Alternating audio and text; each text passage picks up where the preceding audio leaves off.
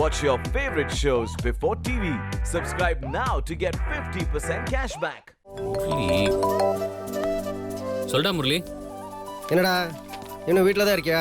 கிளம்பலையா? ராஜா, நாங்கள் ரிசார்ட்டுக்கே வந்து சேர்ந்தாச்சு. நீ என்னடானா கிளம்பிட்டுமான்னு கேட்குற. நல்ல வேலை மச்சி. உங்கள் வீட்டில் கிளம்பும் போது ஏதாவது பிரச்சனை பண்ணியிருப்பாங்கன்னு நினச்சேன். எப்படியோ வந்து சேர்ந்துட்டீங்க.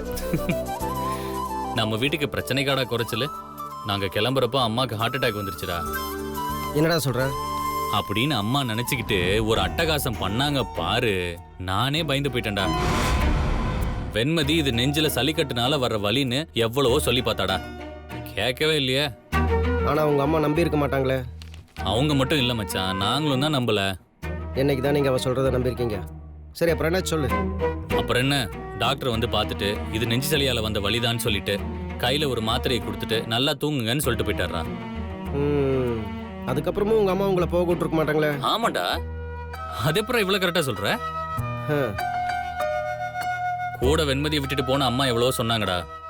உனக்கு ஒன்றும் இல்லை, தூங்குனா சரியாயிடும்னு சொல்லிட்டு நான் தான் விடாம வெண்மதியை கையோட கூட்டிட்டு வந்துட்டேன்டா.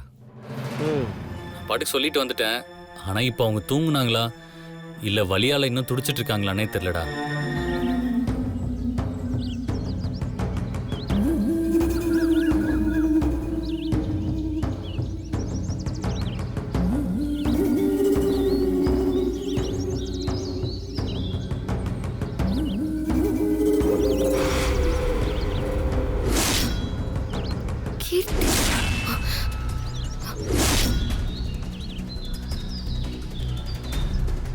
கீர்த்தி,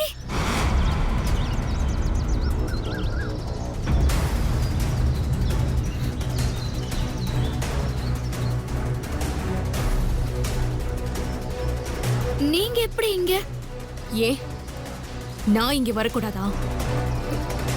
இல்ல, நான் அப்படி சொல்லல. நான் இங்க உங்களை எதிர்பார்க்கலன்னு தான் சொல்ல வரேன். ஆமாண்டி, நீ பெரிய கோடீஸ்வரி. நீ வந்து போற இடத்துல ஏழை. என்னால வர முடியாது பாரு.